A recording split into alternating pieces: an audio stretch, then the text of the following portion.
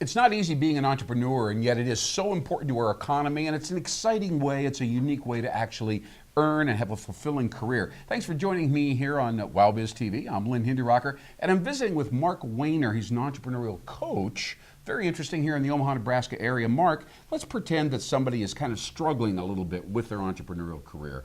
During the recession, a lot of people kind of left their normal careers or jobs, and they kind of started something on their own, and maybe they're 2-3 years into it and so on. It may not be working out exactly for them. Let's focus in on some of the details or the typical things that you see when people come to you and say, I need some help. What's the first thing that you kind of think about or check out when you're visiting with somebody who obviously needs some coaching? Well, it's interesting. The entrepreneur themselves, when they first sit down in front of me, if it's not working for them at that point in time, yes, I ask them one question: why'd you start? Very good. And so we have this big thing about why, right? Because the why has got to be crystal clear. Well, it's how they'll succeed in direct proportion to how big their reason why is. Yeah. Yep. Typically, do they answer the question in a convincing fashion, or do a lot of people not really grab the profundity, if you will, of the why question? What's interesting, they don't answer it for me. Because while they're talking to me and answering that question, they're really answering the question for them. They're kind of reflecting. Yes, and if the why to them still makes sense, that's the energy I tap. Well, let's pretend that they do answer the question in a way that you feel comfortable. It seems like the right and a deeply felt answer, right? So then what's kind of the next step? What kinds of questions or things do you kind of want to look at and consider as you visit with your clients? Well, my coaching process is to, once I establish the reason why is valid, then the next step is, what's worked? What's worked with you so far? How has it worked? And so then I go back and take a look and say, let's do more of this. Why? Because it worked. Then we can do new things to complement that. Right, very good. You know, also at this point in the process, sometimes people like yourself will say, I try to get my clients to envision what great success would be. You know, really just awesome, off-the-wall success. And then work backwards, you know, and say, what would it take to get to that point? And that's kind of an interesting tactical type of thing as well. Well, it's the visionary. Yeah. Every leader, the key element is vision. Okay, how far can you see in the future? Yeah. And the farther you can see, and then the clearer you can see that future, easier it is to attain. You know, one of the things we notice about young folks who are way back in middle school and even grade school, they've identified this quality, is the ability to get other people involved with them. Not pay them or anything, but people who kind of want to gravitate to somebody who has a project or a vision, or they're trying to do something that hasn't been done before, but they kind of think that guy is going to succeed and they want to be involved, right? Do you see people like that? You know, what's interesting is that what the entrepreneur can do and what they do naturally, it's not intent, it's not manipulation. The entrepreneur that has such a passion creates curiosity. And they'll attract people by going, geez, what are you doing?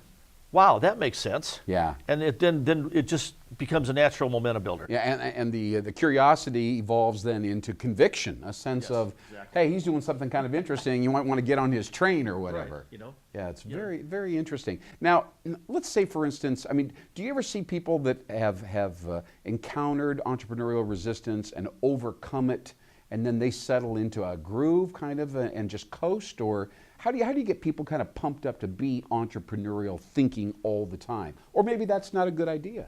Well, entrepreneurs typically, the ones that fail, are afraid to fail.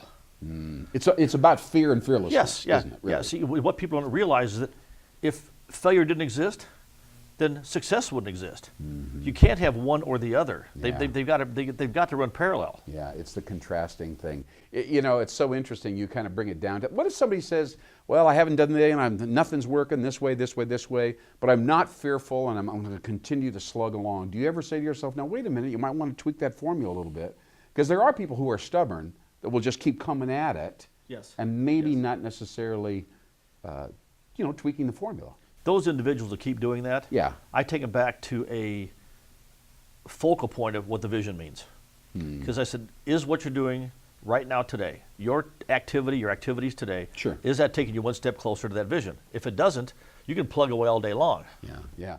Mark, do you ever see people who literally, they have an aspiration, but in your heart you feel they're not cut out for that particular business or process or industry or whatever. How do you deal with those people? Or do you not believe that? Anybody can kind of change themselves over time and ultimately they will succeed. It goes back to how big the reason why is. I sit down and talk with somebody, and if I get a true feeling that they don't believe what they're doing, that they don't believe in their system, they don't believe in their idea, the vision isn't strong enough, then I make the suggestion, maybe entrepreneurship isn't for you. You know, you're not willing to take the risk. That's why in results coaching, our mascot is a turtle. Not Aesop's fables where it's tried and true. It's like an entrepreneur, you got to stick your neck out if you're going to advance. You got to come out of your shell. I so love that metaphor. I love that metaphor, and then go forward steadily. Yes, eh? yeah.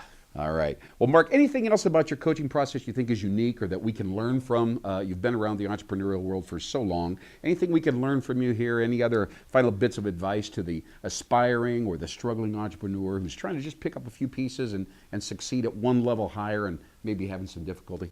Well, a lot of things people look at. Most coaches coach for accountability. You know, that you got to be accountable to the coach. Oh, that's right.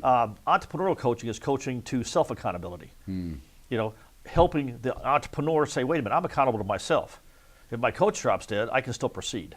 You know, and I see that a lot. And that means setting realistic goals or the kinds of goals that stretch you, right? Because every day you get out of bed, you're on your own. You got to figure out what am I capable of today and this week. Amazing. Well, Mark Wainer with Results Coaching in Omaha, Nebraska. Pleasure speaking with you. I've learned a lot in a short period of time. Thanks for watching us here on WOWBIZ TV. I'm Lynn Hinderrocker.